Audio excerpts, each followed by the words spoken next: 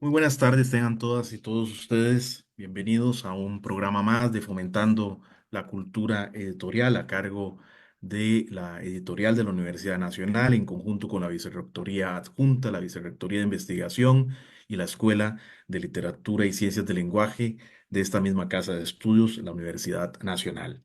Como bien saben ustedes, a lo largo de ya 2 años hemos estado planteando algunas conversatorios, reflexiones, debates en torno a la cultura editorial tanto centroamericana como costarricense, con dos objetivos muy claros. El primero es fomentar la publicación de ensayos, la publicación de libros, la publicación de producción académica bajo el sello de la editorial de la Universidad Nacional y para lo cual hemos también creado una serie de talleres de escritura académica con fines de divulgar la publicación que realiza la Universidad Nacional en sus distintas disciplinas. Y por supuesto, también hemos creado un seminario permanente de discusión, de reflexión sobre la cultura editorial. A lo largo de este segundo semestre hemos tenido varias invitadas, varios invitados y hemos empezado el segundo semestre incluso con dos conversatorios relacionados con las editoriales cartoneras en América Latina.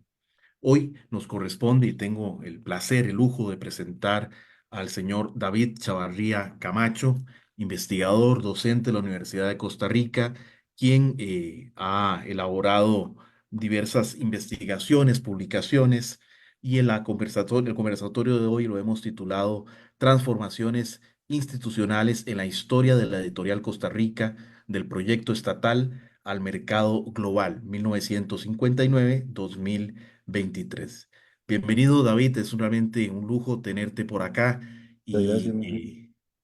espero que te sea muy grata la experiencia de compartir tu investigación, sobre todo con una institución tan querida como la Editorial Costa Rica, tan importante en estos momentos en la difusión de la literatura costarricense y que sin lugar a dudas merece una historia muy particular en el ámbito de la institucionalidad y en el ámbito de la cultura. Me permito, si me no, destacar algunas de las calidades académicas del señor David Chavarría.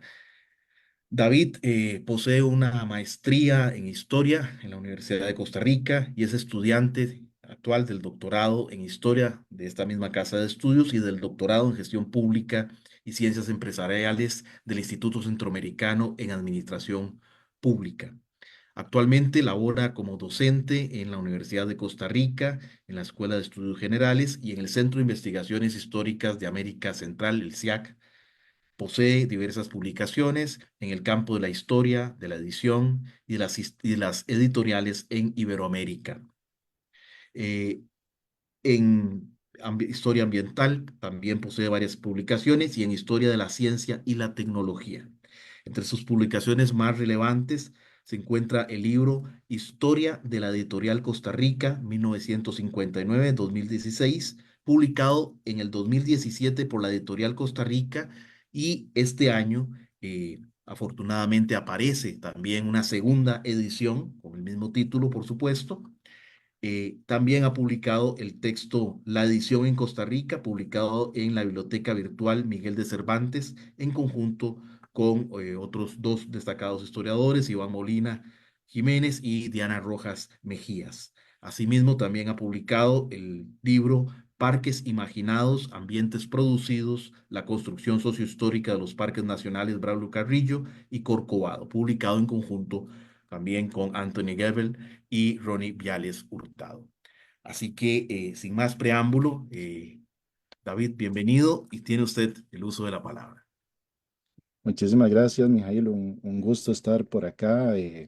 Saludo también a el señor Ariel Hernández, que se nos acaba de unir a esta actividad, ¿verdad? En este momento él es el gerente interino de la Editorial Costa Rica. Al final vamos a hacer unas reflexiones sobre un contexto particular actual que tiene la editorial, ¿verdad? En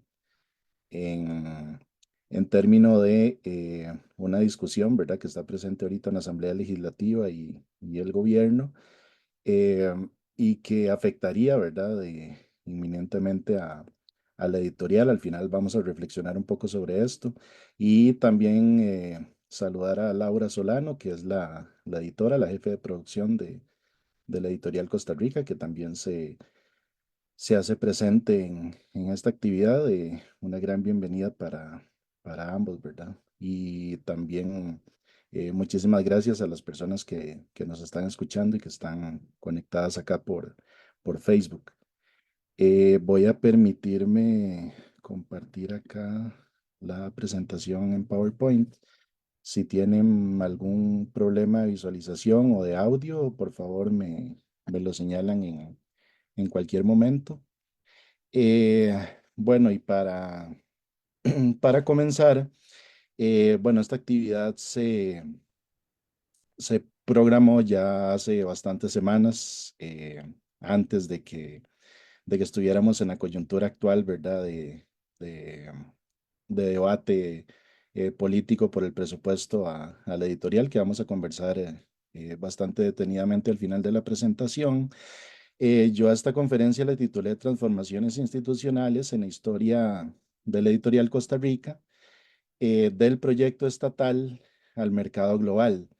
La intención mía era, haciendo un análisis de trayectoria, ¿verdad? A partir de la creación de esta institución en 1959, comienza un gran empuje, un gran auge, ¿verdad? Por parte del Estado, principalmente el Estado Socialdemócrata, ¿verdad? A partir del 59, por impulsar una serie de instituciones culturales, dentro de ellas de las más importantes, la editorial Costa Rica.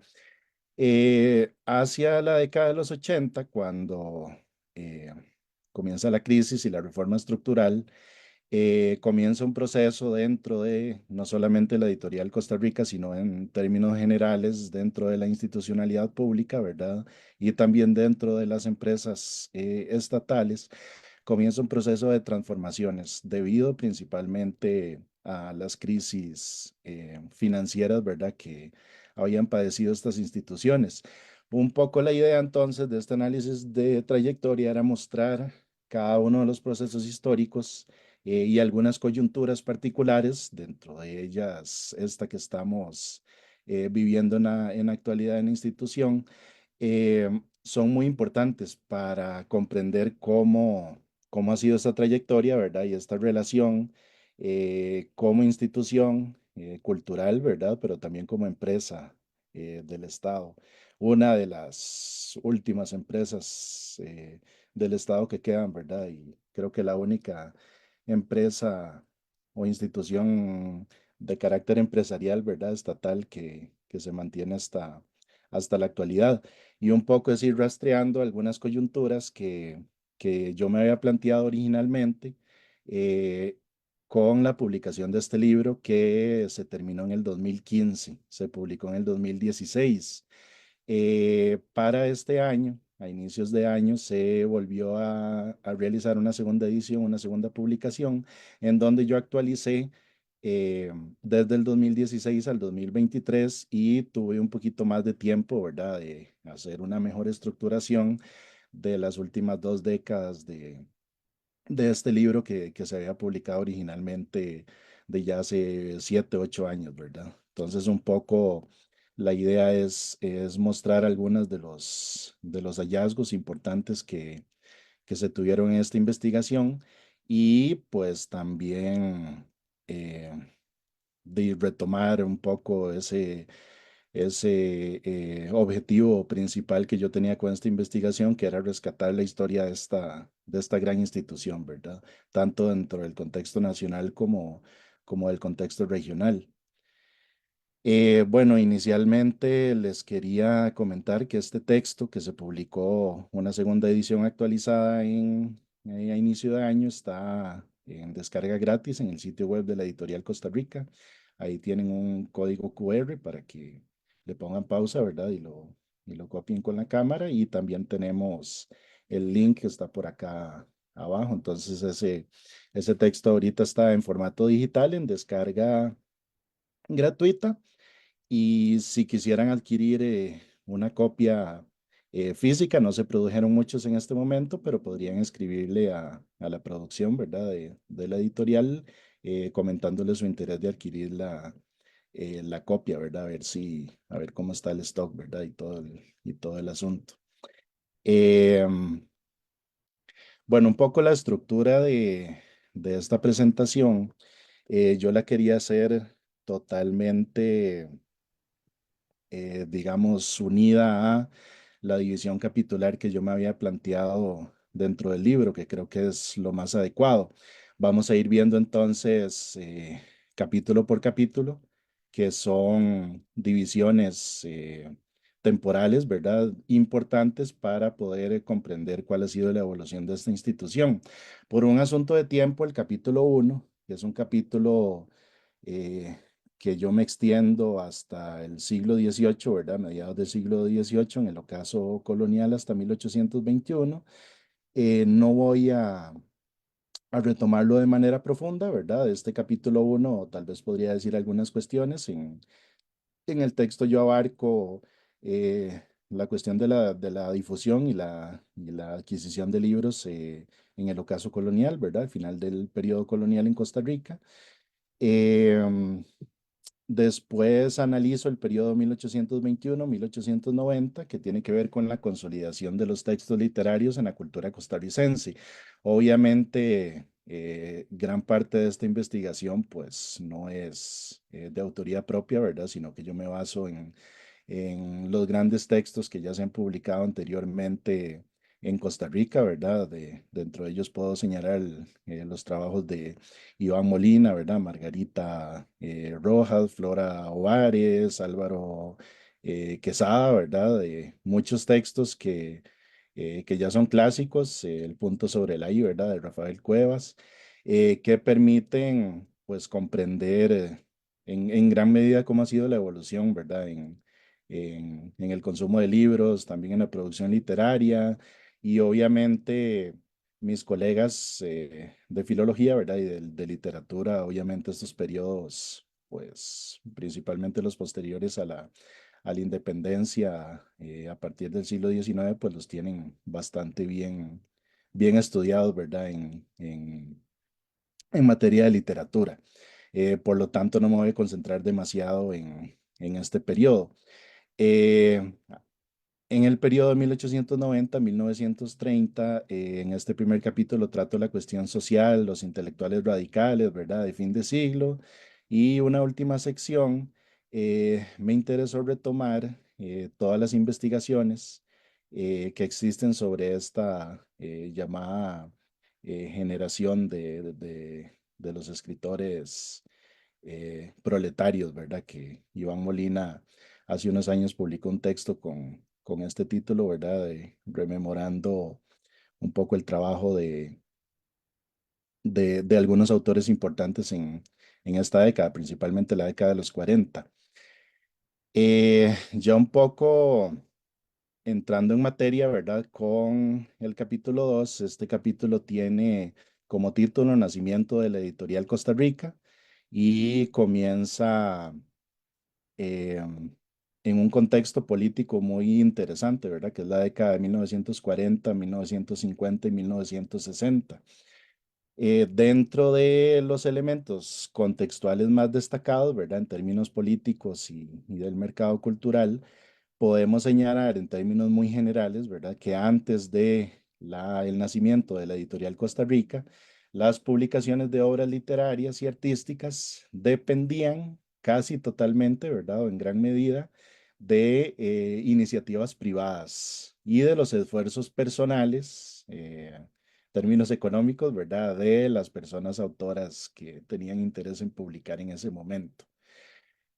Por lo tanto, un poco en términos generales, las conclusiones del primer capítulo tienen que ver con eso, ¿verdad? Con que en el momento en que se crea la editorial Costa Rica, no habían realmente herramientas certeras, ¿verdad? Y eficientes para que algunos individuos pudieran publicar, ¿verdad? Escritores y escritoras pudieran publicar de una manera adecuada.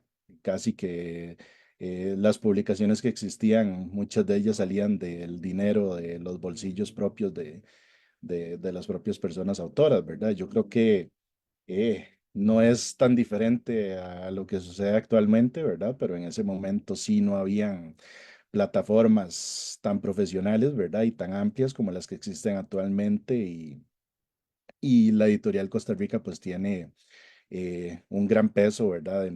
Dentro de ese gran proceso que se tuvo de promocionar y de promover y de difundir y de editar, ¿verdad? Obras de escritores y escritoras nacionales. Devolviéndonos un poquito a la década de 1940, bajo el gobierno de Rafael Ángel Calderón Guardia, se promulgaron una serie de reformas sociales, ¿verdad? Muy importantes, que tuvieron también un gran impacto en el ámbito cultural. Voy a señalar solamente tres, ¿verdad? La creación de la Orquesta Sinfónica Nacional, 1940, que un colega, Marco Vinicio Calderón, a inicios, creo que a finales del año pasado, publicó un libro con la historia de la Orquesta Sinfónica Nacional, ¿verdad? La Orquesta Sinfónica de Heredia también tiene otra investigación. Em, y esto es específicamente el de la Orquesta Sinfónica de Heredia, está publicado en la editorial de la UCR. ¿Qué más sucede en esta década? 1941, la creación de esta gran institución cultural, ¿verdad? Y científica, la Universidad de Costa Rica. Y finalmente, 1942, la creación del Conservatorio Nacional de Música. Obviamente estos antecedentes tampoco son de mi autoría, ¿verdad? Muchos de ellos, eh, de estos análisis, ¿verdad? De las políticas culturales, se le debe al gran libro de Rafael Cuevas Molina, ¿verdad? Publicado en 1995, el punto sobre la I, que tiene que ver con las políticas culturales en Costa Rica desde, creo que abarca desde el siglo XIX, ¿verdad? Como antecedente hasta la década de 1990. Continuando un poco con este contexto y avanzando hacia la década de los 50 y de los 60, podemos identificar un enfoque estatal hacia la cultura y hacia la educación. Con la constituyente de 1949, el Partido de Liberación Nacional buscó darle una continuación a todas estas políticas culturales que venían desde la década de los 40, ¿verdad? Con Calderón Guardia. Y también hubo un proceso de expansión de estas políticas culturales y un poco la idea de estas políticas era centralizar, ¿verdad? Toda la práctica y toda la gestión cultural en el estado, principalmente en la provincia de San José, que es lo que Rafael Cuevas Molina llama, ¿verdad? Viendo los casos particulares del resto de América Latina, una política de mecenazgo y de difusión, ¿verdad? Tiene que ver esta idea entonces con atraer a los escritores, a los artistas, ¿verdad? Colocarlos en puestos específicos, ¿verdad? Dentro del Estado, dentro de las instituciones, y a partir de esos puestos, pues que ellos promovieran un poco la cultura, ¿verdad? Difundieran la cultura desde el centro de San José y específicamente con las ideas que en ese momento promovía el Estado. Podemos señalar también que antes de la creación de la editorial Costa Rica, el Ministerio de Educación Pública tenía un rol fundamental eh, en el ámbito cultural y en la gestión cultural, principalmente a través de la sección de extensión cultural, que era encargada de muchas actividades que actualmente están desagregadas en diferentes instituciones, pero que principalmente en ese contexto se ubicaban en la administración de bibliotecas públicas, en la promoción, ¿verdad? Y la gestión de actividades artísticas y también de las publicaciones escolares, principalmente las que se iban a utilizar en primaria en el Ministerio de Educación Pública. Todo este contexto que les he señalado logró consolidar un mercado cultural en Costa Rica, que hacia finales de los años 50 impulsó la creación finalmente de la editorial Costa Rica. Lo que sucede en los siguientes periodos, principalmente inicios de la década de los 60, que hubo una transición de funciones culturales del Ministerio de Educación hacia la editorial Costa Rica, que arranca sus labores desde 1959, ya en plena forma a partir de los primeros meses de 1960, y en 1963 se crea la Dirección General de Artes y Letras. Esta institución es muy importante, ¿verdad? Porque viene a amparar un poco el trabajo cultural que antes recaía en el Ministerio de Educación, pasa a la editorial Costa Rica, ¿verdad? Que en los primeros años se da la tarea de trabajar muchísimo también, no solamente en el ámbito de la producción escrita, ¿verdad? Sino también en las artes plásticas. Y posteriormente, la Dirección General de Artes y Letras funciona como un gran compañero de la editorial Costa Rica, ¿verdad? En donde recaen principalmente las actividades y la producción de este segundo tipo de producción, ¿verdad? De las artes plásticas.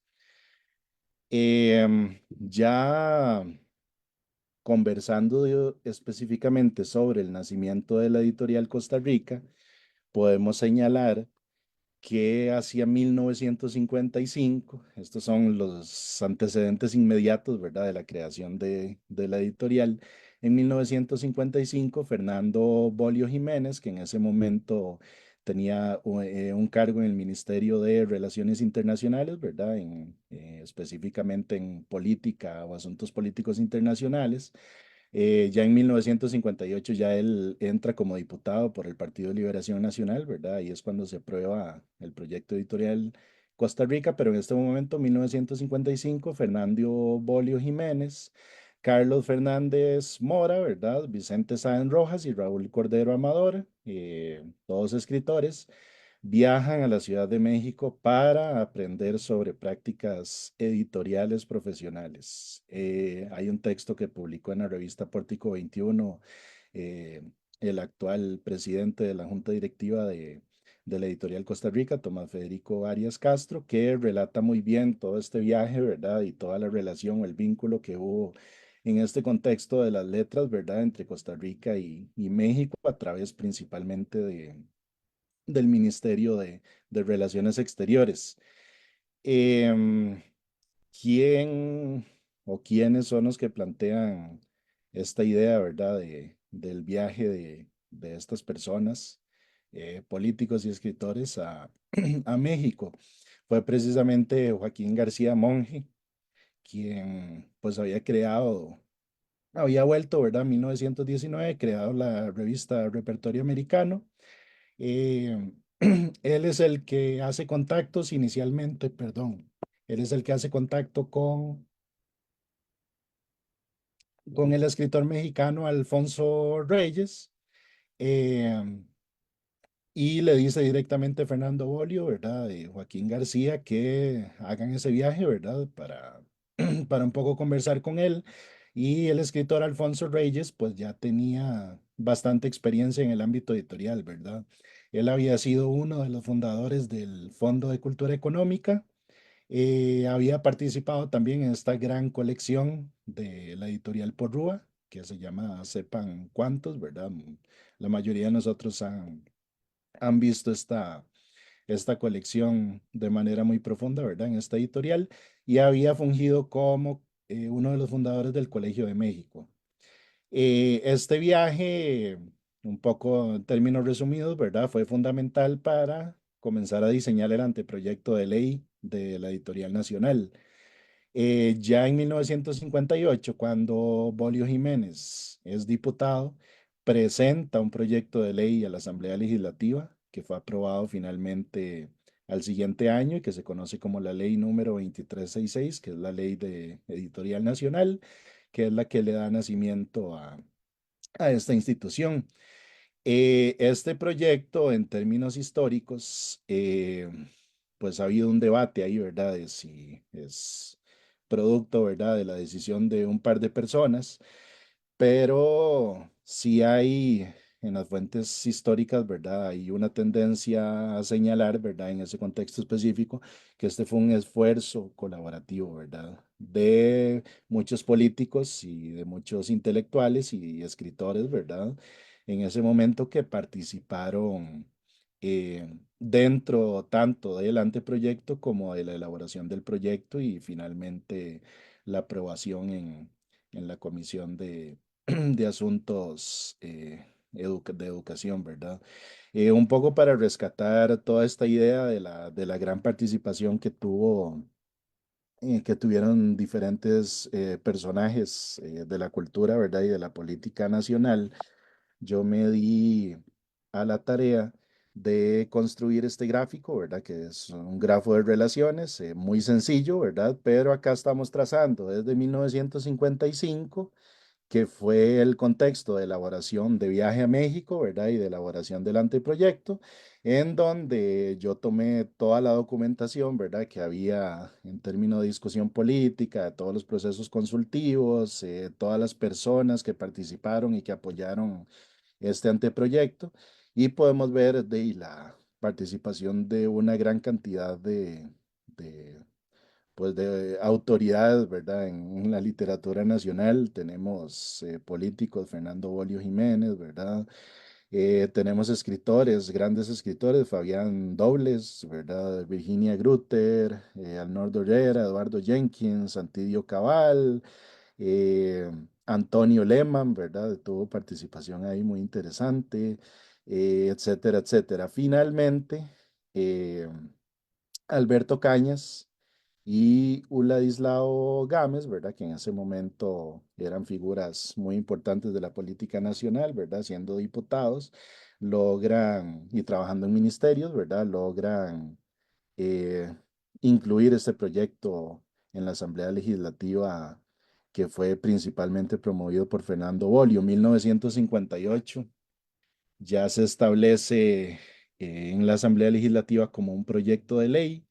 Participan igualmente personajes nuevos, ¿verdad? Tenemos en este caso particular, o yo rescato por lo menos acá Lilia Ramos Valverde, ¿verdad? Que tenía un gran recorrido dentro del Ministerio de Educación, tenía un gran peso, ¿verdad? Dentro de la política nacional en el ámbito educativo, que fue finalmente la que participó durante los primeros años, más adelante lo vamos a ver, durante los primeros años en la presidencia de esta junta directiva. Tenemos la participación, por ejemplo, de Carlos Luis Fallas, de Isaac Felipe Azofeifa, ¿verdad? De Carlos Salazar Herrera y muchos de los que participaron años atrás en la elaboración de este anteproyecto. Finalmente, la Comisión de Educación Pública, conformada principalmente por diputados del Partido Liberación Nacional en ese momento, Enrique Obregón Valverde, ¿verdad? Rosalpina Isa Carrillo, eh, fueron los que firmaron, ¿verdad? La aprobación de esta ley y fueron finalmente los que dieron origen, por lo menos en términos políticos, a este gran proyecto. Obviamente yo hago en el trabajo, ¿verdad? Hago un análisis un poquito más detallado, ¿verdad? Por si están interesadas, interesados de estudiar un poco la participación de estas personas y si tienen a bien, pues revisar los documentos históricos que yo revisé para comprender un poquito más este contexto, ¿verdad? La editorial Costa Rica, en términos generales, fue concebida como una institución autónoma con la capacidad de seleccionar, editar y distribuir textos con valor artístico, literario y científico.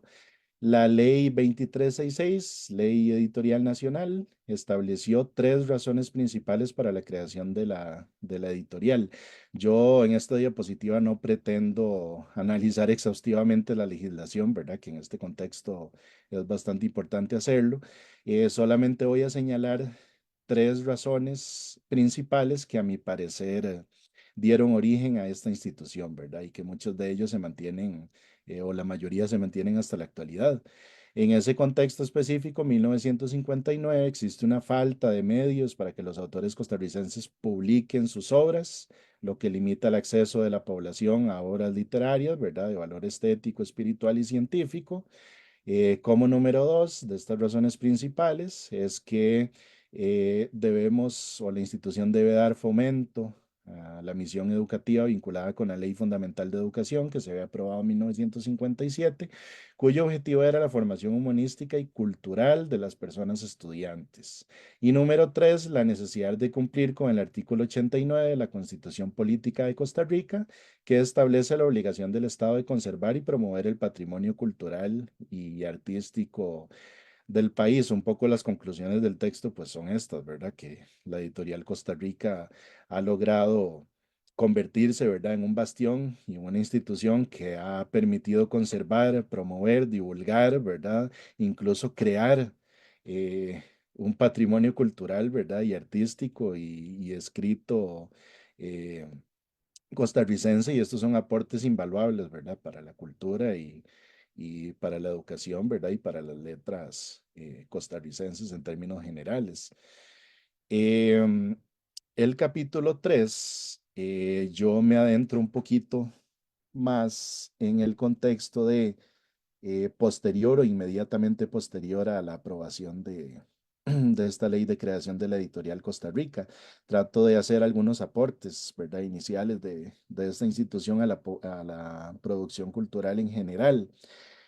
Aquí me interesa señalar que en los primeros años de vida, incluso en los primeros meses de vida, la editorial tuvo también la misión de estimular la creación artística, tanto en las letras, ¿verdad? Que es en lo que más se especializa, como en las artes plásticas. Actualmente, pues se ha retomado muchísimo esta parte de artes plásticas, ¿verdad? Principalmente en las portadas, eh, haciendo contactos, ¿verdad? Con artistas jóvenes para que llenen, ¿verdad? Las portadas y participen en concursos, ¿verdad?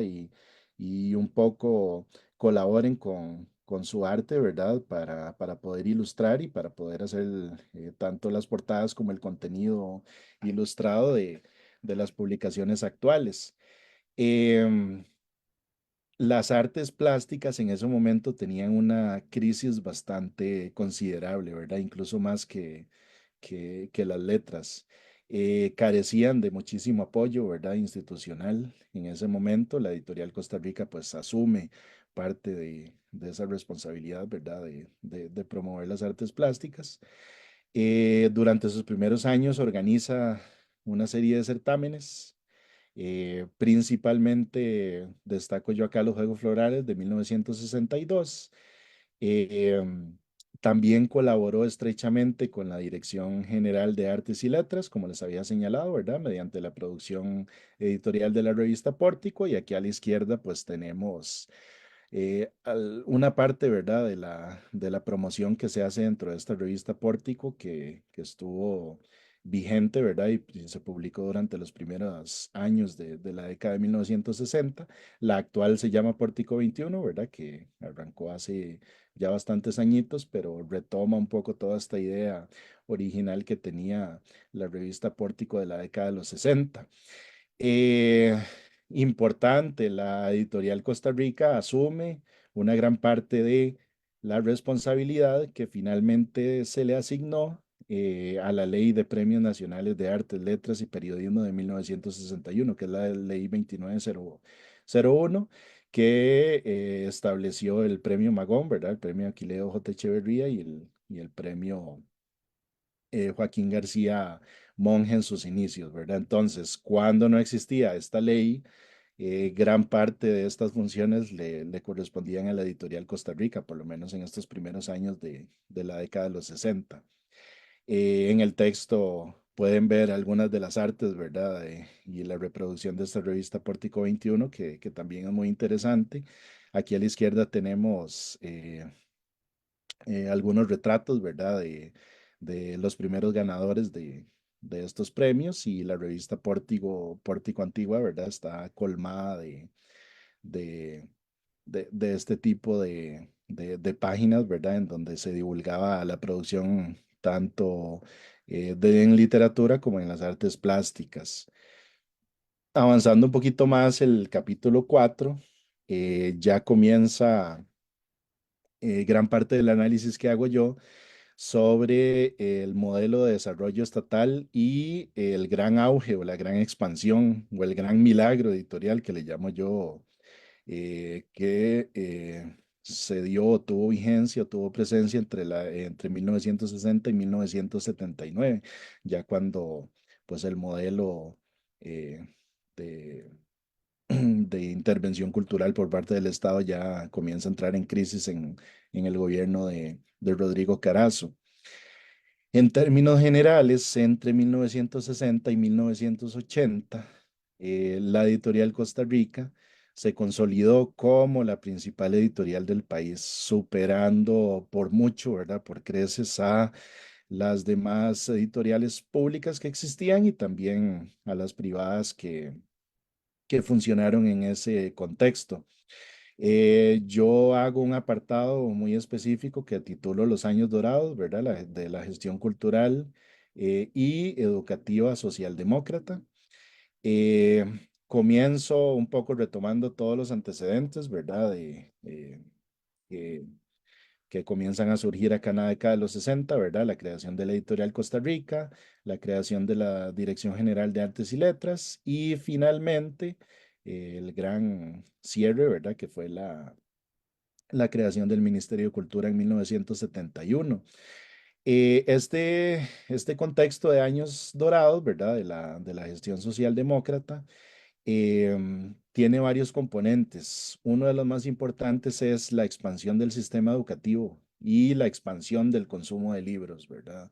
Que naturalmente coincide con pues este argumento de la aparición o la expansión de la clase media, ¿verdad? O los estratos medios de la sociedad costarricense que comienzan a consumir libros antes de esta década, ¿verdad? Antes de la década de los 50, pues el consumo de libros estaba muy dirigido hacia las élites, ¿verdad? Y siempre antes de la creación de la editorial Costa Rica, el consumo de libros pues no era para todas las personas, ¿verdad? Estratos medios importantes que se sumaron al consumo de libros, ¿verdad? En este contexto fueron los educadores. Pero en términos generales, la población costarricense logró incrementar su capacidad de compra, ¿verdad? Diversificó su consumo y dentro de este consumo incluyó productos culturales.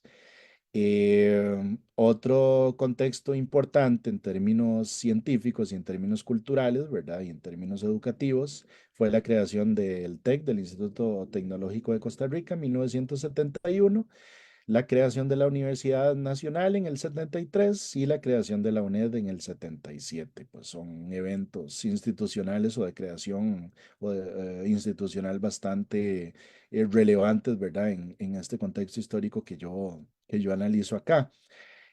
Otra de las cosas en términos de desarrollo educativo, de expansión educativa, fue la universalización de la primaria de 6 grados, ¿verdad? Y el incremento en la matrícula y en el ingreso de estudiantes de secundaria, que todos estos procesos juntos fortalecieron de gran manera el mercado editorial nacional en términos generales, ¿verdad?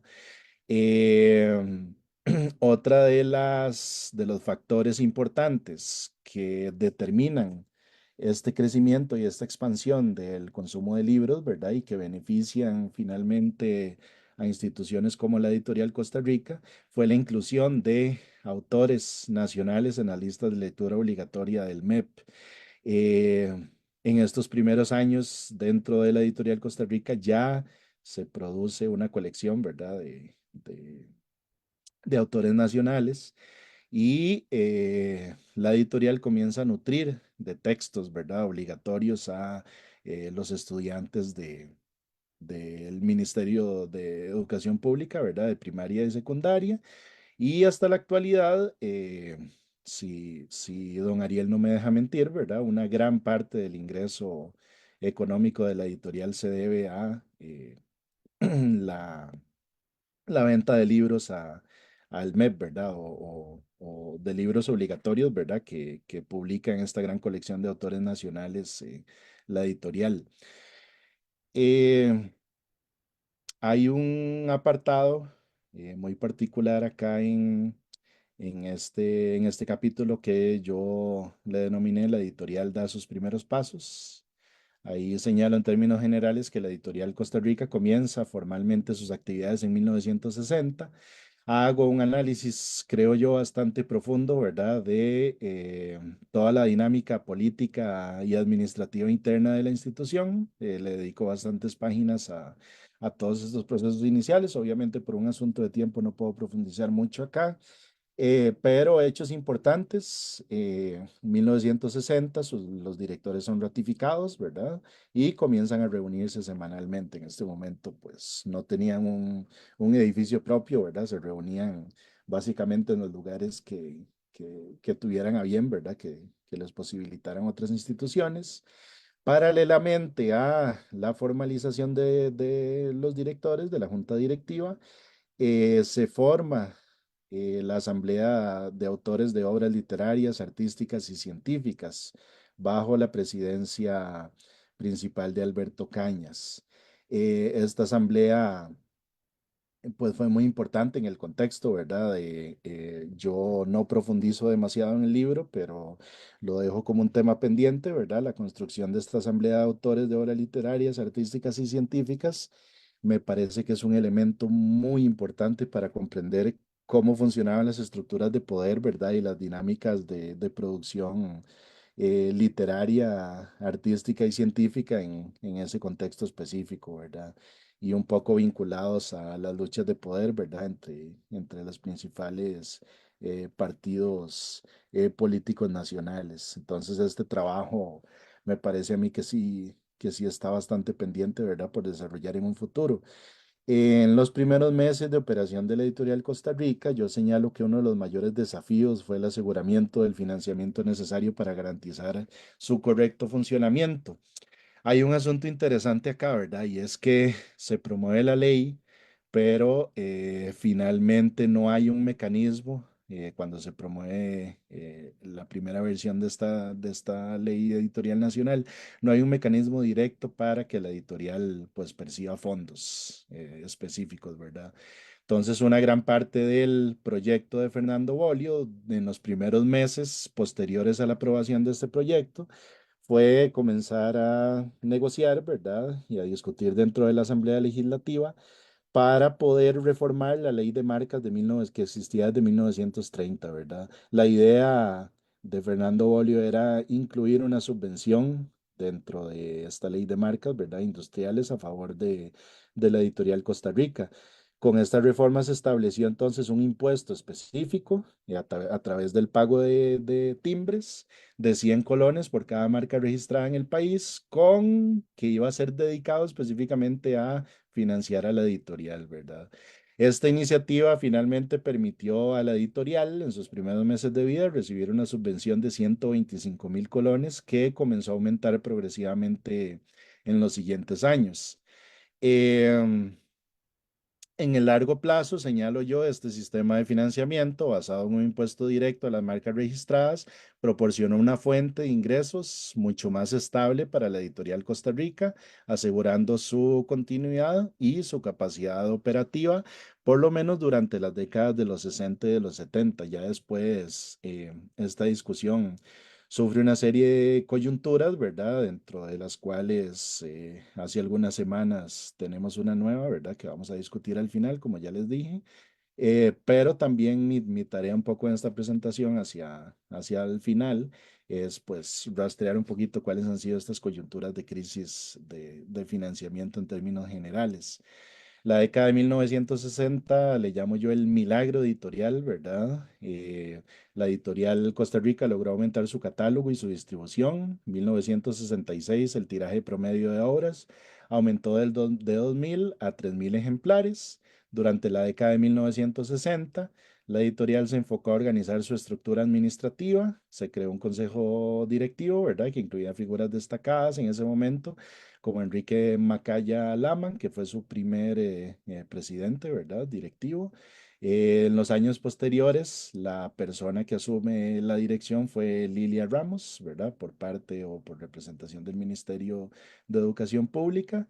Participó Arturo Echeverría Loría, ¿verdad? Y otros personajes que ahorita vamos a ver de manera muy general, ¿verdad? Si alguien quiere detallar quiénes fueron estas figuras, pues le recomiendo que descargue el libro. En la última parte, pues viene todos los consejos directivos, ¿verdad?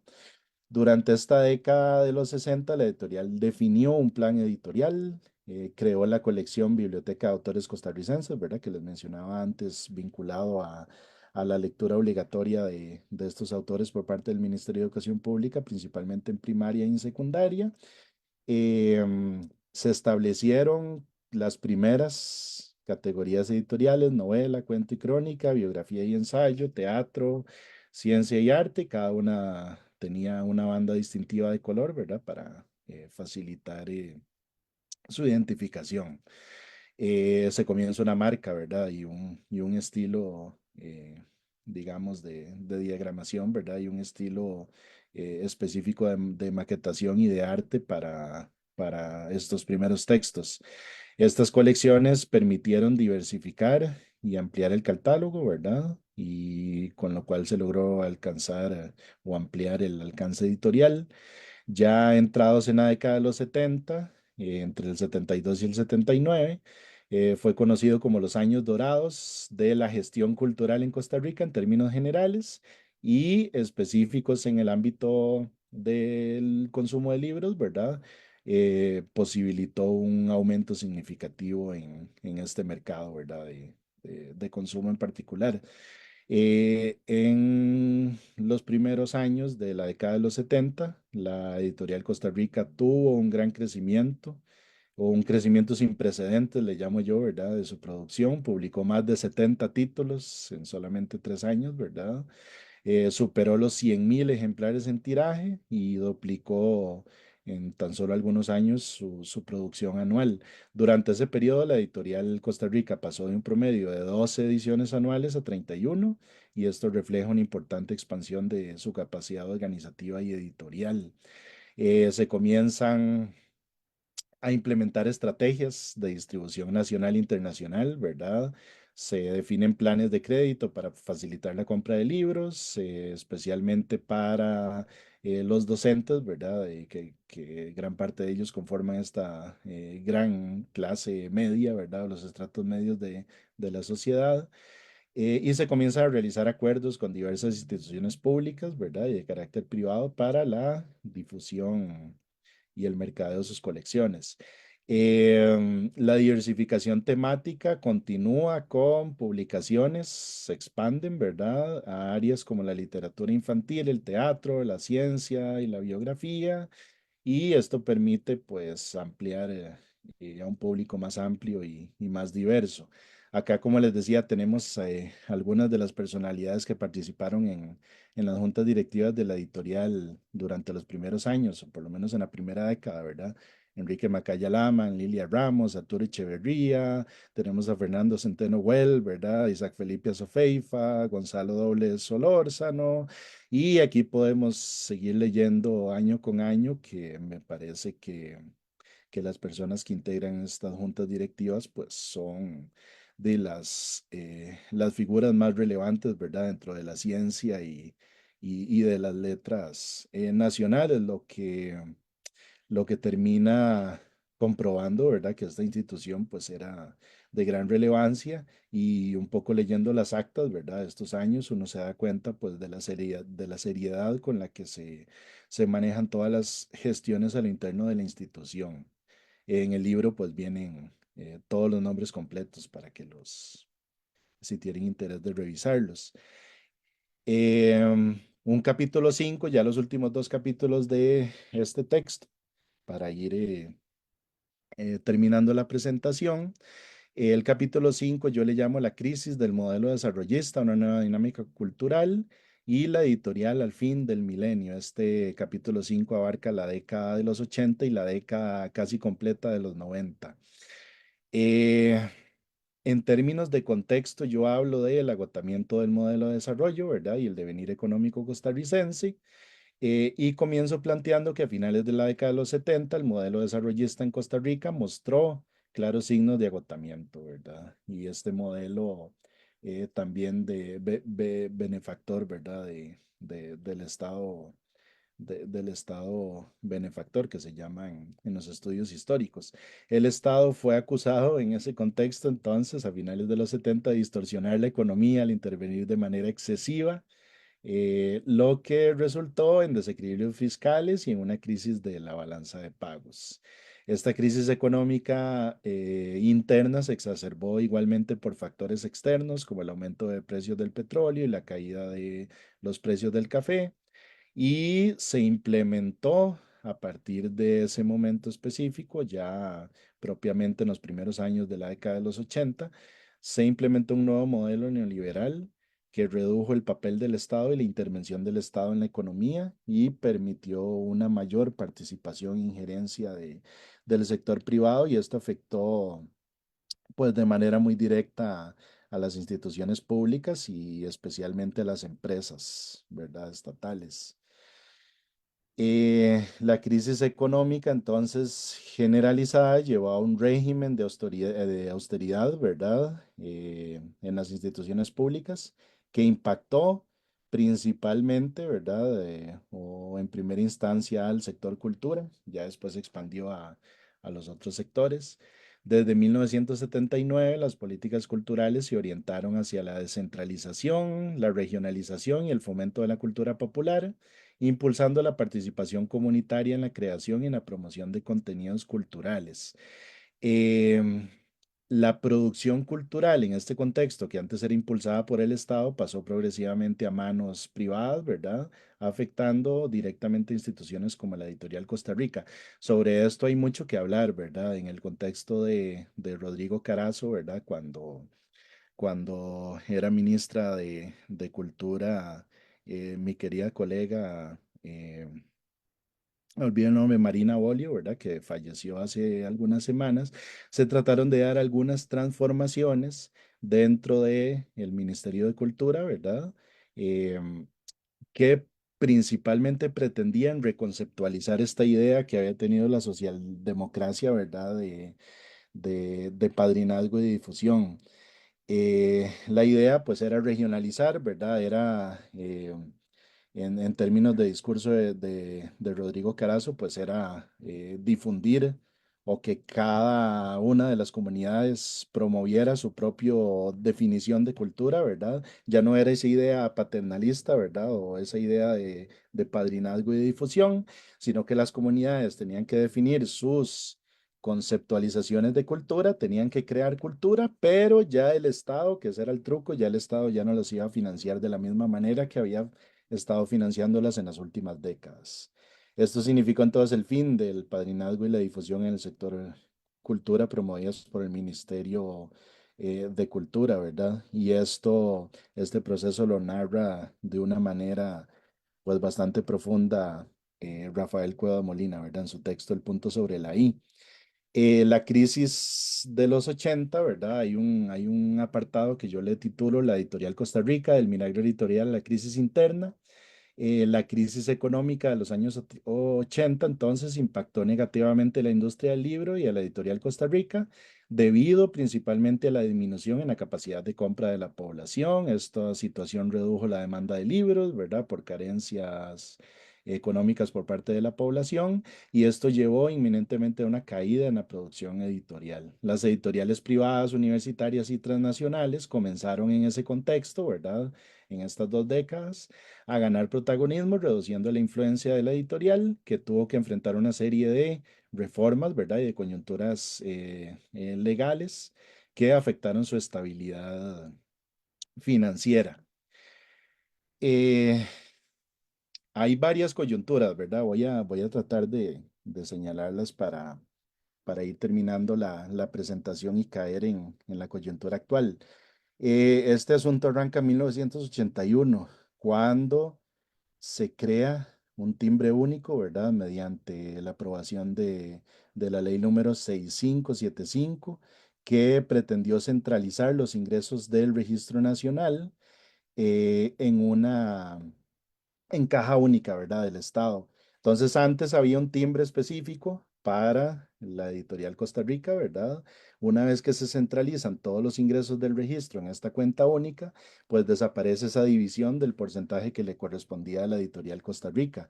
Lo que sucedió es que a mediados de los 80 esta situación afectó el pago de derechos de autor, ¿verdad? En términos generales y retrasó en gran medida la publicación de los libros. Se empezó a hacer cola, ¿verdad? Con la publicación o con la lista de pendientes a publicar. La falta de estos ingresos, porque a partir de 1981 y durante toda la década de los 80, la editorial dejó de percibir este ingreso específico del Registro Nacional, ¿verdad? Que es de patentes, ¿verdad? Que es una de sus principales fuentes de financiamiento, provocó una crisis financiera a lo interno de la institución, ¿verdad? Que se prolongó durante todos estos años. La editorial trató de implementar medidas de reestructuración interna, ¿verdad? A inicios de los 90 o incluso durante toda esta década de los 80, y inició acciones y negociaciones con la Asamblea Legislativa y con el Registro Nacional para poder recuperar parte de estos pagos adeudados. Em,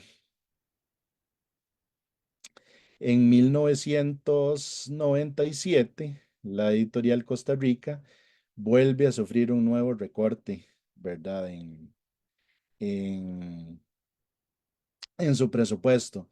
En este contexto específico, recibe solamente una fracción de los fondos asignados. Bueno, la situación de los 80, creo que se me perdió, se me olvidó ponerla por acá, ¿verdad? Se soluciona, ¿verdad? De manera, pues, parcial, ¿verdad? A inicios de los 90. em, con algunas acciones que se dan dentro de la editorial, ¿verdad? Y algunos movimientos de rescate, ¿verdad? Y de negociación con otras instituciones, y se logra un poco solventar, ¿verdad? Parte de la deuda que se había acumulado desde el 81. Ahí se le da un nuevo respiro a la institución. Hacia 1997, la editorial Costa Rica sufre un nuevo recorte, ¿verdad? Significativo, una nueva coyuntura de recorte, recibiendo solamente una fracción de los fondos asignados. Este recorte se dio por parte del gobierno en ese momento.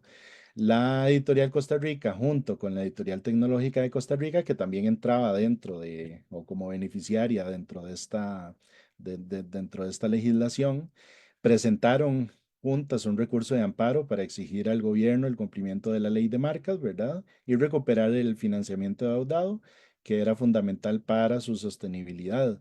Un año después, en 1998, la Sala Constitucional falla a favor de las editoriales, y obliga al gobierno a restituir estos fondos que le habían sido negados, ¿verdad? Y comienza un nuevo respiro, ¿verdad? Eh, que yo lo veo como una recuperación parcial para la editorial. En el año 2000, la editorial Costa Rica logra una reforma de los artículos 94 y 95 de la Ley de Marcas, y se garantiza el financiamiento estable para la editorial, en donde se le asigna el 40% de los ingresos provenientes del registro de la propiedad industrial, que es lo que se mantiene en vigencia hasta la actualidad, ¿verdad? Eh, Finalmente, este capítulo 6, yo hago una actualización de los últimos años, ¿verdad? 2016 hasta 2023, y un contexto particular que me parece interesante, que es una transformación que han sufrido la mayor parte de las instituciones y de las empresas estatales en América Latina, es este concepto de nueva gestión pública, ¿verdad? Que afecta directamente, ¿verdad? O transforma la institucionalidad pública. Este concepto de nueva gestión pública surge del denominado Consenso de Washington, ¿verdad? Y tiene que ver con la difusión y adopción de principios y prácticas para la gestión pública en los países en desarrollo, principalmente emitido por instituciones como el Banco Mundial, el Fondo Monetario Internacional, el BID, ¿verdad? Etcétera. Esta gestión pública, ¿verdad? Nueva administración, de alguna manera impuesta en un momento particular, ¿verdad? Hacia finales de la década de los 80, utiliza una serie de conceptos clave que son muy comunes para nosotros, ¿verdad? Gestión orientada a resultados, flexibilidad organizativa, competencia, reducción de costos, enfoque en el cliente, responsabilidad individual, ¿verdad? De las autoridades de las instituciones estatales y públicas, El fin es mejorar la eficiencia, ¿verdad? La eficacia, los procesos internos, la responsabilidad de la gestión pública en general. Y un poco la idea que se tenía inicialmente o que se manifiesta en estos documentos emitidos por esas instituciones internacionales es que el sector público y las instituciones del sector público comiencen a aplicar y adoptar métodos de gestión empresarial privada, ¿verdad? Dentro del sector público y la institucionalidad pública, ¿verdad? En esto es lo que nos hemos manejado por lo menos en las últimas 2 o 3 décadas. Hay un aumento en la participación del sector privado, ¿verdad? En la provisión de servicios públicos, que es lo que se suele hacer dentro de todas las instituciones públicas, ya casi que es un proceso muy generalizado, ¿verdad? Que es realmente un gran cambio de lo que se tenía antes de la década de los 80, ¿verdad? Con el nuevo milenio, entonces, la editorial Costa Rica, y después de todo este largo proceso de coyunturas, ¿verdad? Que comienzan a, eh, pues, a afectar, ¿verdad? En términos financieros a la institución, se comienza a adoptar dentro de la editorial un enfoque más comercial y se trata de eh, llegar a algún momento a la autosuficiencia, ¿verdad? Debido a todos los cambios de contexto económico del país, ¿verdad? Y a diversas crisis de financiamiento. Desde el 2015 hay un refrescamiento, ¿verdad? De los gestores y de los funcionarios al interno de la institución. Se comienzan a implementar una serie de estrategias y de transformaciones de modernización, ¿verdad? Que incluyen de forma inicial la recuperación de la imagen institucional, ¿verdad? Que venía en contextos de crisis desde hacía ya bastantes años. Este, este cambio en términos generales implicó la reducción y profesionalización de su personal y una reorganización de su estructura administrativa, ¿verdad? Se lleva a cabo en este gran periodo, 2005 hasta el presente, se ha llevado a cabo una gran modernización tecnológica, ¿verdad? Y una transición a la era digital, poniéndose a la altura, ¿verdad?, de las editoriales internacionales. Se comienza en este contexto un proceso de digitalización de los procesos editoriales, administrativos, renovaciones, creaciones de sitios web, ¿verdad? Lanzamiento de una tienda virtual que hace no mucho se actualizó, que yo les puse una diapositiva al inicio, ¿verdad? Para que entren y revisen ahí todo el catálogo digital que tienen por ahí, que es bastante abundante. Se implementó igualmente un plan estratégico a partir del 2008, ¿verdad? En donde se expande la venta y la distribución de libros a nivel nacional y también a nivel internacional. 2009-2011 se lleva a cabo una revitalización estratégica de todo el catálogo, ¿verdad? Y del fondo editorial. Se comienza a renovar el catálogo, se moderniza el diseño, ¿verdad? De las publicaciones eh, y se comienzan a publicar libros electrónicos, ¿verdad? Y audiolibros también. Se comienza a revitalizar las colecciones clásicas, ¿verdad? Se crean nuevas colecciones como la colección conmemorativa del Bicentenario. Y en los últimos años se ha promovido de una manera muy sostenida, ¿verdad? La participación en ferias internacionales, logrando diversificar el mercado, ¿verdad? Y adaptando su modelo de negocio a nuevas demandas del sector editorial. En estos últimos años, ¿verdad? Se fortalece la presencia digital, se exploran nuevos canales de distribución, se amplía el catálogo en línea, ¿verdad? Y yo lo muestro esto como una gran parte de esta transformación, ¿verdad? O esta revitalización que tiene la institución a partir del nuevo milenio. Ya para ir concluyendo, que ya se me agotó también el tiempo, creo que de hecho me pasé bastante. Eh, Quería señalarles que en el 2018, cuando yo recién terminaba este trabajo, ¿verdad?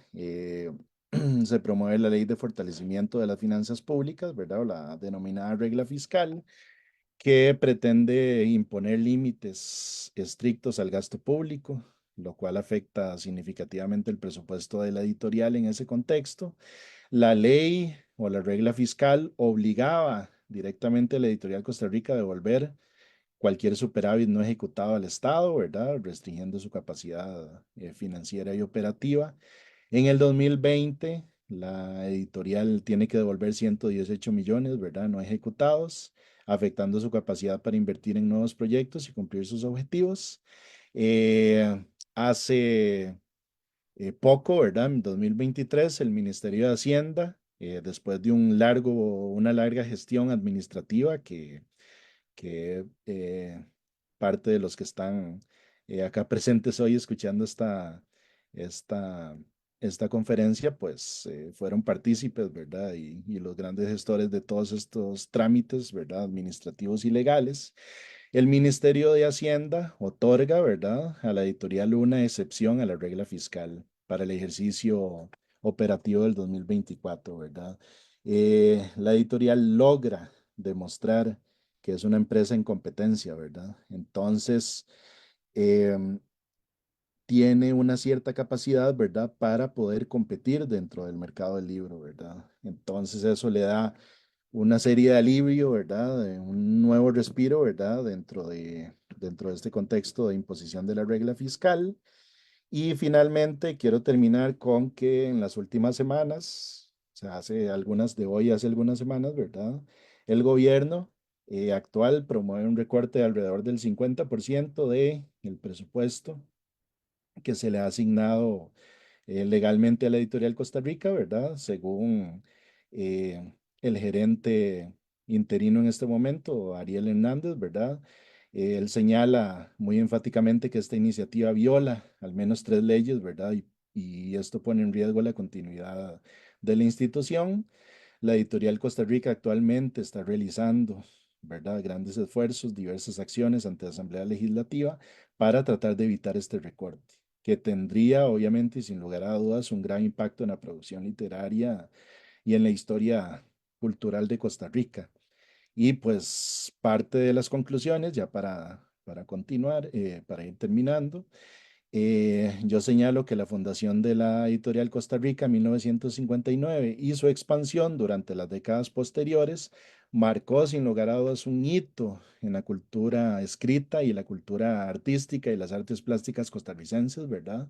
Convirtiendo a esta institución en un pilar del desarrollo de la sociedad y de la identidad costarricense.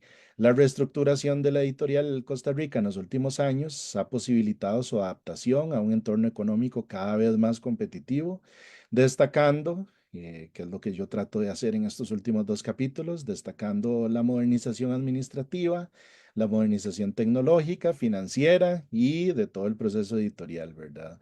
Y estos son elementos muy representativos de las potencialidades que tiene la institución al futuro, ¿verdad? La editorial Costa Rica ha desempeñado históricamente un papel clave en la democratización y en el acceso al conocimiento y en la cultura, así como en la promoción de la literatura y las artes como instrumentos de transformación social, ¿verdad? A pesar de los grandes desafíos históricos y de estas coyunturas de crisis, la editorial Costa Rica ha continuado con su misión de fomentar la cultura y la literatura costarricense y se ha logrado consolidar como un pilar fundamental en la promoción de la identidad social y cultural de nuestro país.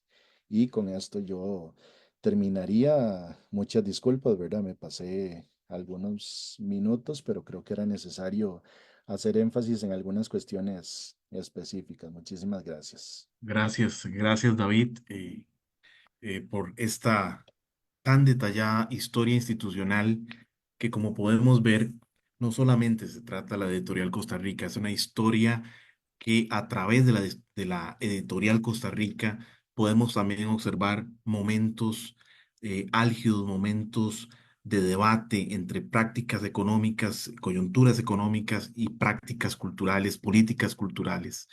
Es de alguna manera también una especie de radiografía acerca de las crisis institucionales que se están llevando a cabo en nuestro país. Así que es muy valioso el aporte que haces, David, con este libro, que es la segunda edición en este año, puesto que de alguna manera pues enmarca desde una perspectiva histórica, científica el desarrollo, el impacto que han tenido la editorial Costa Rica en nuestro país. Y yo creería que realmente es un enorme lujo estar hoy también con el gerente actual, el señor Ariel Hernández Barrios, y también con la señora Laura Solano Rivera, jefe de producción de la editorial, que como muy bien anunciaba David, nos permiten dar o nos van a permitir dar un marco mucho más contemporáneo de la actual coyuntura, el actual debate que está pasando la editorial Costa Rica con este proyecto de recorte presupuestario tan significativo que pretende el gobierno. Así que daré el pase antes de iniciar con las preguntas y comentarios, pues me gustaría escuchar al señor Ariel y a la señora Laura un poco que nos comenten acerca de la situación actual de la editorial Costa Rica, que en las últimas semanas pues ha sido una noticia sumamente importante en el escenario nacional. Adelante, don Ariel y a Laura, bienvenidos.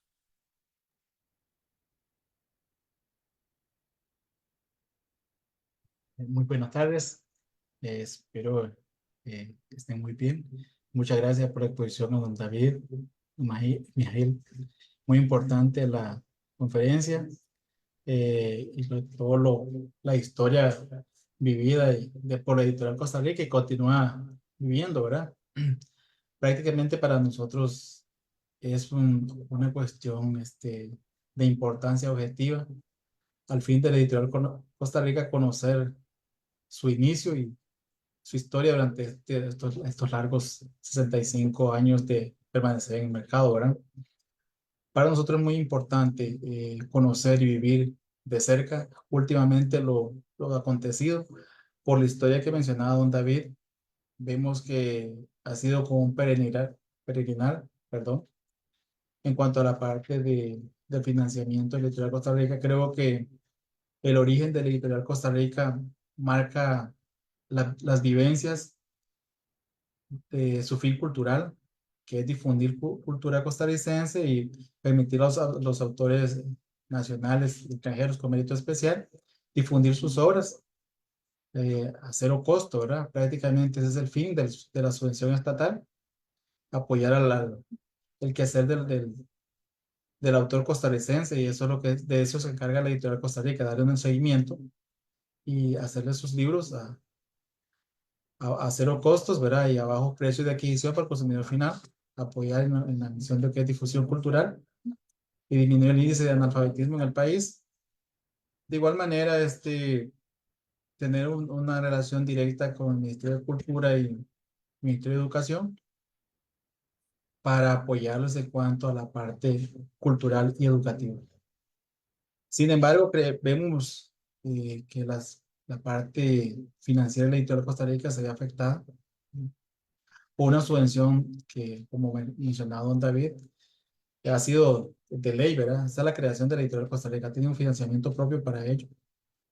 No podemos pensar de que ese financiamiento es objeto de eh, obstáculo para difundir cultura costarricense y apoyar al autor costarricense. Creemos de importancia el quehacer de la editorial. Nosotros llegamos prácticamente a lugares importantes, ¿verdad? Zonas rurales que necesitan estos productos, del cual nosotros somos partícipes. Nos sentimos muy agradados en cuanto a la parte de participar y hacerles llegar las obras de los autores costarricenses. Igual nuestra participación en los medios y la difusión y existencia de la editorial ha sido un kilometraje que ha marcado la permanencia de la editorial Costa Rica en el mercado, sin ningún fin de lucro. El, la parte del financiamiento es la potestad política que tiene el gobierno en su fiscalización en la editorial Costa Rica. Creo que de alguna manera el financiamiento que le da a través de la subvención, que por ley son destinos específicos inicialmente creados, son parte del quehacer que la obligan a cumplir con su objetivo principal a la institución. Nos vemos preocupados cuando ocurren estas situaciones en vista de que la editorial Costa Rica se entrega a cumplir con su fin, como lo clasificó el año anterior Mideplan. en la medición del índice de cumplimiento de la editorial, prácticamente nosotros cumplimos con todo lo que es este fin por el cual fuimos creados, ¿no? Damos buen uso en cuanto a la parte de ejecución presupuestaria, un 99% del año 2023. Nosotros prácticamente somos una pequeña empresa que cumplimos con todos los estándares que nos manda el presupuesto y el plan anual operativo y el plan estratégico institucional. Tratamos de dar este seguimiento y cumplimiento a cada informe que nos emite la Contraloría como ente fiscalizador y la Secretaría Técnica de la Autoridad Presupuestaria. Hacemos uso eficiente de los recursos y aplicamos lo que se da, ¿verdad? Sin embargo, este hecho que nos sorprende, no nos sorprende por la historia que ya conocemos, mencionó David.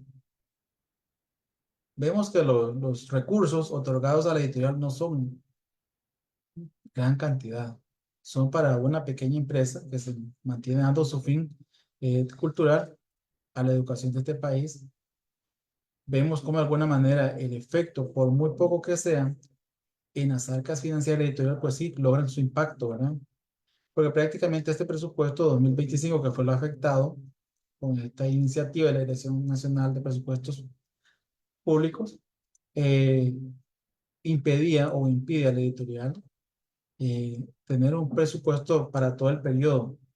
Este presupuesto otorgado le daba cumplimiento nada más hasta prácticamente el mes de abril de 2025, los primeros 4 meses del año. Eso nos impide cumplir con lo que es un plan estratégico ya incluido en el presupuesto, ¿verdad? El cual están asignados recursos, objetivos, metas, indicadores que de alguna manera tiene relevancia importante para nuestro quehacer.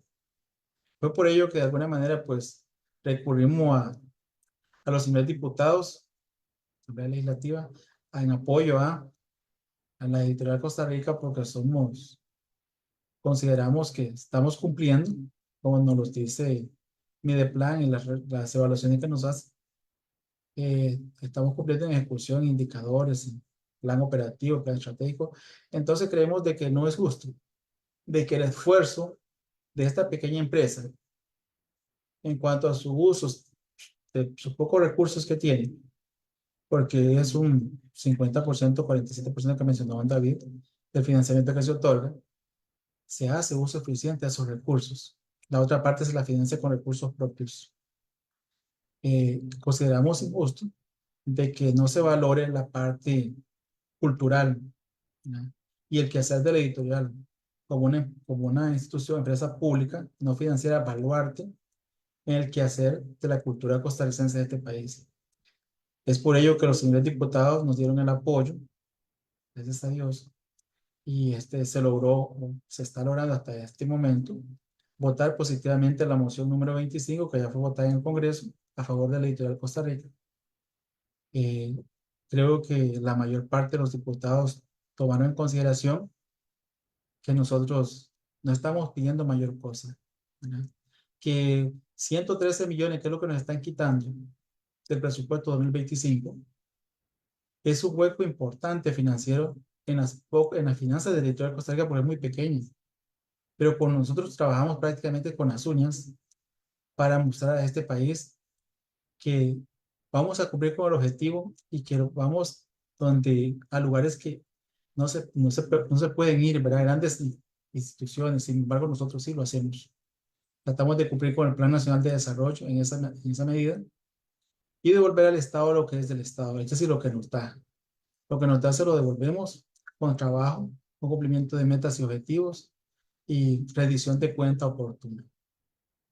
Entonces, por eso considerábamos de que recurríamos a la Asamblea Legislativa, a los señores diputados, como un apoyo de parte de nuestro Consejo Directivo que nos dio para que realizáramos las acciones y el personal de este editorial Costa Rica que ha estado siempre presente en todo momento y que hemos querido eh, salir adelante siempre y sacar la institución siempre adelante, que no solamente sobreviva a veces 65 años, sino que continúe prevaleciendo en la difusión cultural en este país y apoyo a los autores costarricenses.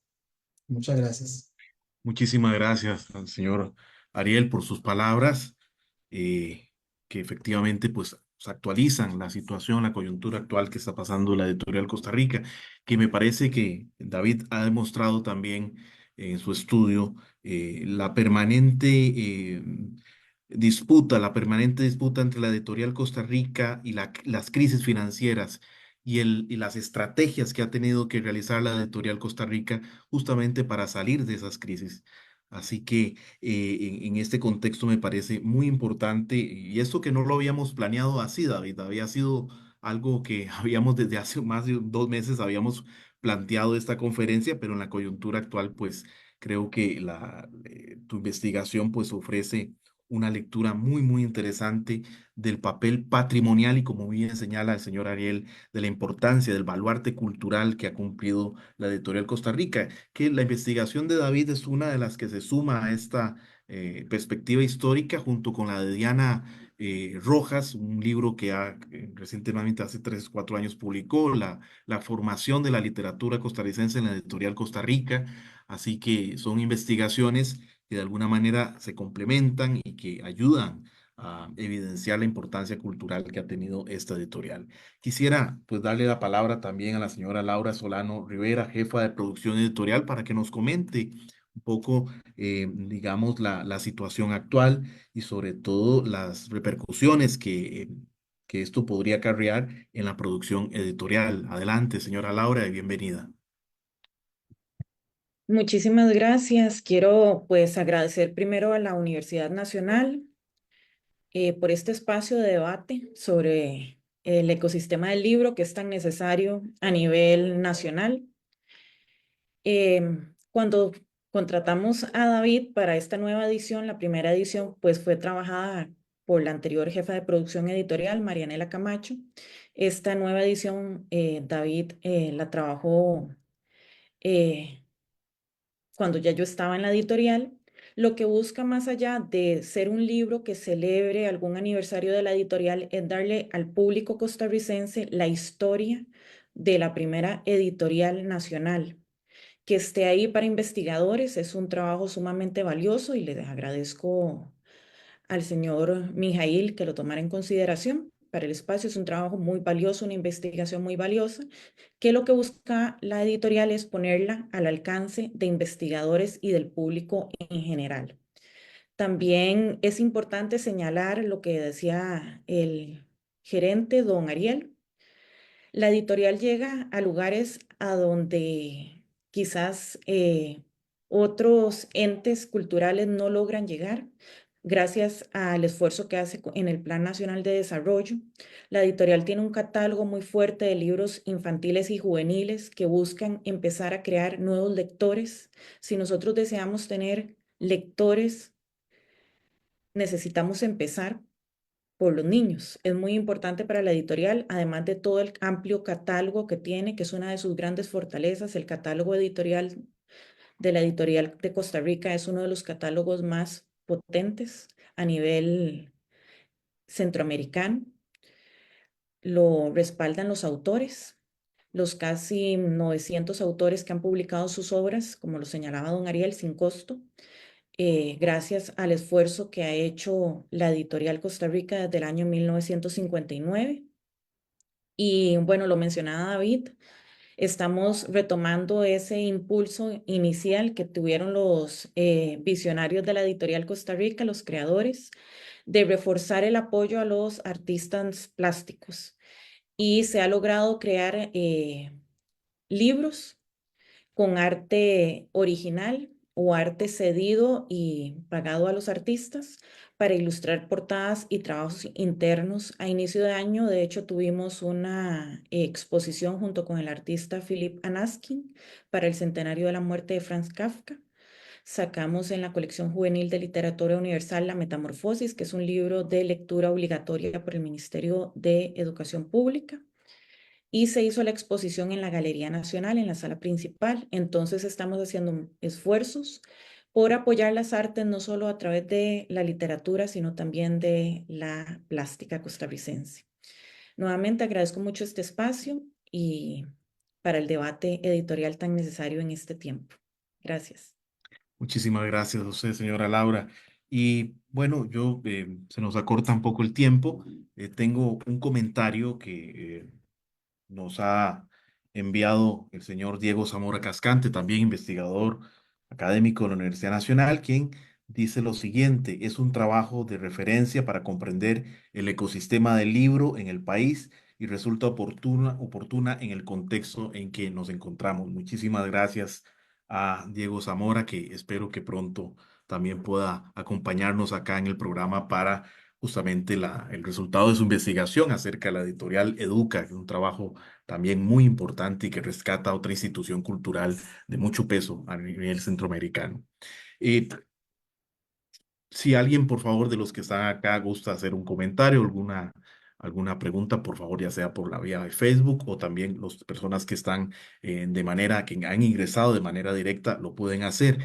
Yo, mientras sucede esto, pues me atrevería primero preguntarte, David, eh, es muy interesante observar que en las diferentes coyunturas críticas que has mencionado a través de esta historia institucional de la editorial Costa Rica, uno observa que las instituciones se apoyan entre sí para salvarse de la crisis. Es decir, de alguna manera, el Ministerio de Educación Pública, el Ministerio de Cultura, en su momento la Dirección de Autoras y Autores, eh, de alguna manera formaban una especie también de ecosistema institucional que permitía de alguna manera salvar las crisis o, digamos, colaborar con con la resolución de la crisis que ha tenido la editorial Costa Rica a lo largo de su historia.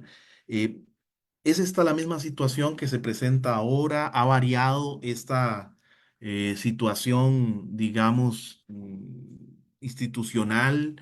¿Se encuentra ahora la editorial Costa Rica en una coyuntura un poco distinta a las demás crisis? De acuerdo con tu estudio, ¿cómo ves este panorama? Bueno, yo creo que un poco toda esta dinámica política, ¿verdad? Incluso de relaciones y de vínculos interinstitucionales, ¿verdad?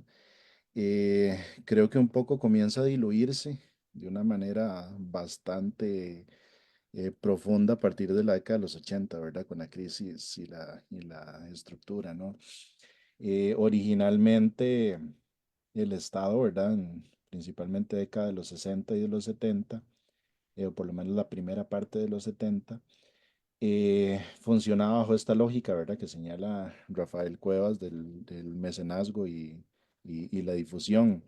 Este mecenazgo, pues, o la idea de colocar a estas grandes autoridades, o estos grandes representantes, ¿verdad? Del sector cultura y del sector ciencia en diferentes instituciones, amparados por políticas del Estado que lo querían así, ¿verdad? Que ese era el gran proyecto socialdemócrata. Creo que lograba una gran red, ¿verdad? O la construcción de una gran red que era tanto política como científica, como cultural, ¿verdad? Como artística, que creo que se ha diluido bastante, que eso no quiere decir que en este momento no hayan grandes artistas, ¿verdad? Puestos en diferentes instituciones culturales, ¿verdad? Pero esa lógica de red, ¿verdad? Y ese sistema de mecenazgo, ¿verdad? Y ese apoyo que tenía el Estado hacia esos individuos y esas instituciones, ¿verdad? Y la gran capacidad que pudieran tener ellos para actuar tanto a nivel legislativo como a nivel del gobierno, ¿verdad? Y de moverse a otras instituciones, creo que se ha diluido, ¿no? En este contexto de reducción del Estado. La aplicación de este concepto, ¿verdad? Que yo señalo a raíz del consenso de Washington, la nueva gestión pública, pretende un poco eso, ¿no? Diluir la institucionalidad en el sentido de que ahora la responsabilidad es individual, ¿verdad?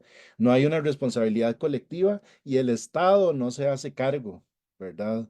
De o ya eso no se convierte en una responsabilidad del Estado, ¿verdad? El hecho de tener que financiar o de tener que cubrir las necesidades de esta institución, ¿verdad? O sea, finalmente el objetivo cultural y el objetivo científico no es parte del proyecto político, ¿verdad? Y creo que esto es lo que está sucediendo, no solamente en el contexto actual, sino también esto se viene expandiendo principalmente desde mediados de la década de los 70, ¿verdad? Cuando el proyecto estatal eh, entra en crisis, ¿verdad? Con la reforma estructural, las políticas de reforma estructural. Esto no es exclusivo de Costa Rica, ¿verdad? Usted analiza todos los casos de América Latina, por lo menos, o sea, igual me puedo ir a Europa, ¿verdad? Y a otros contextos del mundo, pero esto no es exclusivo de Costa Rica, ¿verdad? Este proceso, incluso en algunos países, arranca desde muchísimo antes, ¿verdad? Desde la década de los 50 en Argentina, ¿verdad? Etcétera. Y tiene toda una lógica, ¿verdad? Funcional de tratar de llevar a la institucionalidad de este contexto de crisis, ¿verdad? Hacer esta gran sustitución, ¿verdad? Entre lo público y lo privado, librando de responsabilidad, ¿verdad? Al Estado por el deber que tiene de cumplir con ciertas obligaciones, ¿verdad? Entre ellas, una de las más importantes después de la salud y de la educación es la parte de cultura, ¿verdad? Creería yo que va muy de la mano con educación, ¿verdad? Entonces, creo que eso es lo que le podría contestar en este momento, así como en términos muy generales. No, muchísimas gracias, David. Bueno, por razones de tiempo, no por razones de interés, aquí nos darían horas realmente escuchándote, David, y también compartiendo la palabra con las personas que nos acompañan. Pero bueno, por razones de tiempo debemos concluir esta presentación, no sin antes pues agradecer a todas las personas que nos han colaborado con su asistencia, con los comentarios en Facebook, y recordarles que este programa eh, se subirá al micrositio que tenemos en la editorial de la Universidad Nacional. En el programa Fomentando la Cultura Editorial hay un micrositio web donde vamos a subir este programa para que sea pues de consulta para todas y todos los que estén interesados. Agradezco muchísimo, David, tu presencia, tu generosa disposición.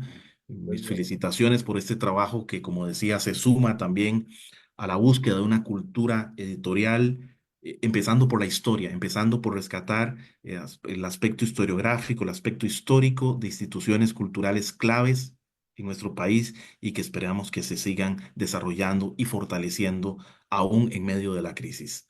Así que muchísimas gracias a todas y a todos y nos veremos en un próximo programa de Fomentando la Cultura Editorial. Feliz Gracias. día.